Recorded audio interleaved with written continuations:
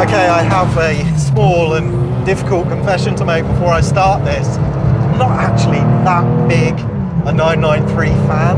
Yeah, I get all that stuff about last of the line air-cooled, end of an era, but to me they just lost something compared to those early cars that was really, really present all the way up to the 964, and they're just not as sharp as the 996, 997, the water-cooled cars that are just lighter, quicker, angrier. So I'm about as cynical as you can be about a car that looks this good and sounds this good. But I've got to say, Gunther Works have done a really good job with this car.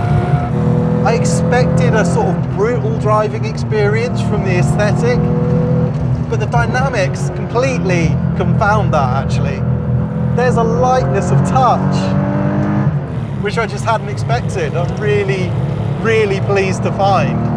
Steering is what separates the 911 from other cars, I think, or early 911s anyway.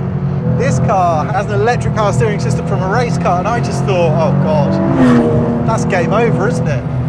But actually, no, this system works really well. There's still loads of feedback, and the car feels like a 911. It feels like a small, light, sort of flowing 911. 430 horsepower, and when you can rev it right out, it feels it. So you have to get right up it before it sort of comes alive and starts to feel like a proper high-performance 911. You're busy keeping the engine in the sweet spot, but it's probably worth it, because once you are, it's a lovely engine.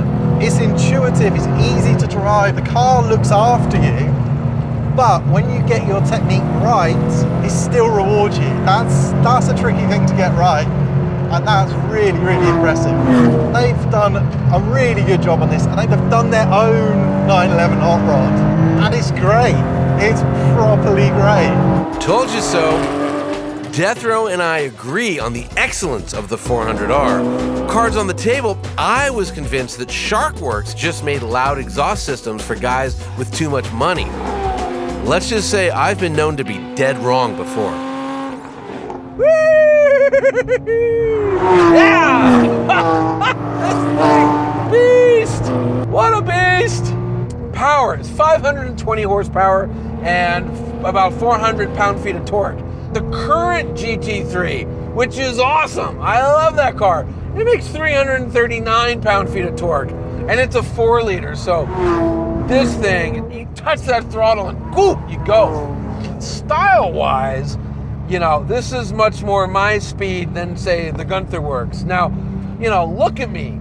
I don't exactly leave the house worrying that every single hair is in place, and like, that's how this thing is. It's sort of that, you know, Magnus Walker, Urban Outlaw, Porsche thing where it's like every rock chip, you know, makes you go faster, and like the rear fenders on this thing are just thrashed. And look at that rear wing, that giant silly wing, which is, by the way, is off a Cup car, but the uprights are just unpainted metal because, well, they're just there to hold up the wing, aren't they? Like, why bother painting them? A couple of things I don't like. This giant steering wheel, so thick, it's crazy. It's like an old M3. But the thing I like least about this car, this could have more to do with the fact that it has 90,000 miles on it than anything else. The shifter, you know, it's not that cool shifter off of the 997 GT3 RS, which is also on the 911R, which is also now on the new GT3. This thing's just kind of ropey and sloppy, and it's just, yeah, it might need to be replaced a little bit. But so what? This car's like an old steel-toed boot, let's put it like that, because you feel unstoppable in this thing. Listen to this. Redline on this thing is 8,500, and it's just so good. Oh. Wow, we've got a real head-to-head here, because I got no idea which one I like better.